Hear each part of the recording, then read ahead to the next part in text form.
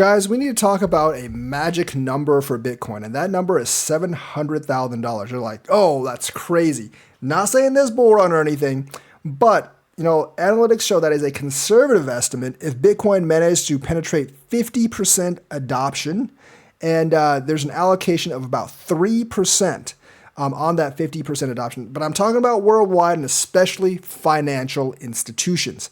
Where are we right now on the curve to 50% adoption? Well, let's take a look. We're actually at 4.7% adoption. Now, that includes financial institutions and everywhere else. The 50 million Americans that have crypto, they usually have like $100 or two.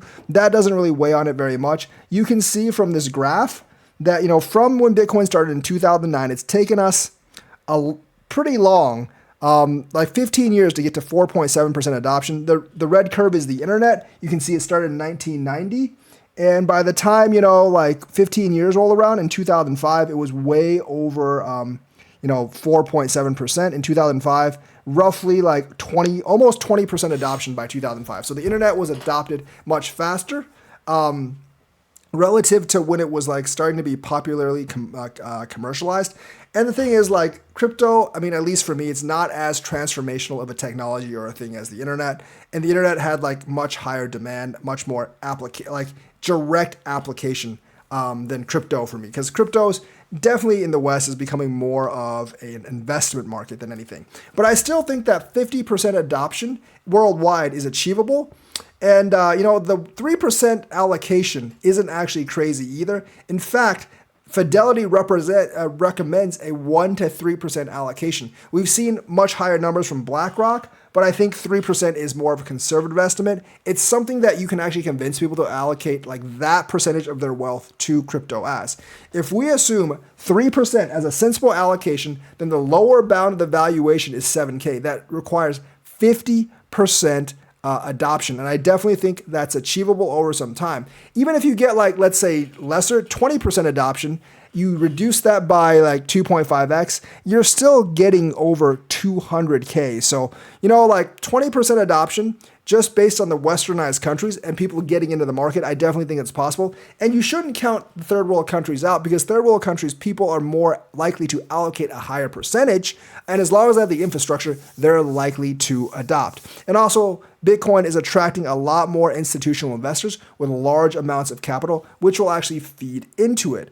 I mean, if you look at the internet adoption graph, and the exponential rate of adoption, Bitcoin's adoption rate is also kind of exponential as well. You can see that the growth of Bitcoin basically from 2009 to 2017, there wasn't really any adoption. It was like under 1%.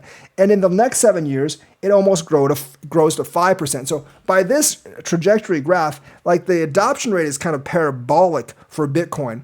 And by 2030, 2031, we could actually see it at like 20, 30% or possibly more. So as long as another coin doesn't actually overtake Bitcoin or it doesn't catastrophically collapse somehow, like Satoshi Nakamoto comes out of cryogenic suspension or something and sells all his Bitcoin, I do actually feel like Bitcoin can reach, like $300,000, $400,000, $500,000, and that's definitely possible. Some of you might actually laugh at that, but a 3% allocation of someone's entire portfolio to digital assets 5 years from now may not seem like that much. I know many of us have allocated more than 5% of our portfolio to cryptocurrencies.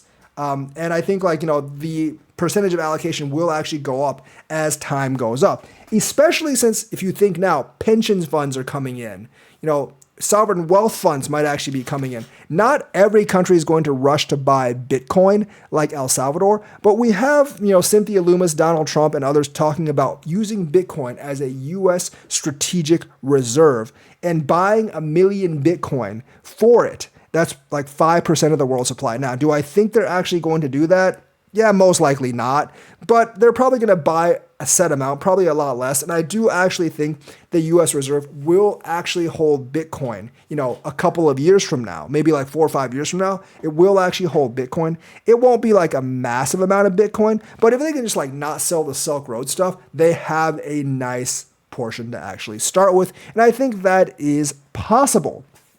So the whole crypto thing, Like I believe like it can actually reach $700,000 if those statistics are right. And I think like with that much money flow coming in, and with like the ETFs already established and the big companies having like a huge interest in it not going down, I think it's almost inevitable at this point that Bitcoin does reach the upper hundreds of thousands in like, 8, 9 years time. It's been 15 years since Bitcoin started, and it's taken that long for it to reach this amount. But in the last 7 years, the second 7 years had about like 4 times the adoption as the first 7 years. If you just do that again, we'll be at 20% adoption in 7 more years, or 2031.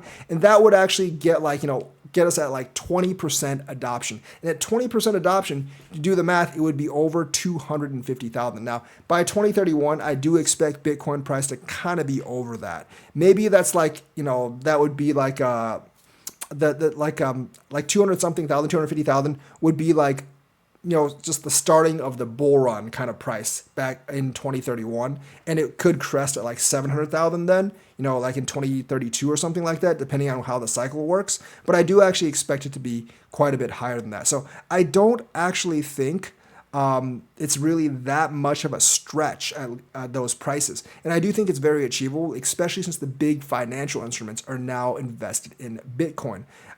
Yeah, there is still concern for me of Bitcoin and like how it could actually fail based on the exponential mining rate every 4 years. But I think they will find a solution to that problem. I used to think like they couldn't, but I do actually think that they'll change the protocol somehow, or somehow it will actually even out. I am still apprehensive about that because generally like you have to have the hash rate to a certain amount to discourage people from like essentially like attacking it. And spending money to overhash it, basically do the 51% attack more or less, and like that requires the price to go like up exponentially forever. And I'm not really sure if that's sustainable, but I think it's sustainable for a couple more cycles, and that couple more cycles is enough to make it into the upper hundreds of thousands. So that's something you need to think about. So if you're looking for like good, like almost guaranteed, the most guaranteed gains you can in crypto, I mean, buying Bitcoin and holding for 6, 7 years is probably one of the most solid plans. If you're worried about buying like direct Bitcoin, you don't want to self-custody, the Bitcoin ETF is a pretty good option. So that's the news for today. Let me know what you think. Like and subscribe, hit that bell notifications button. Thank you and have a nice day.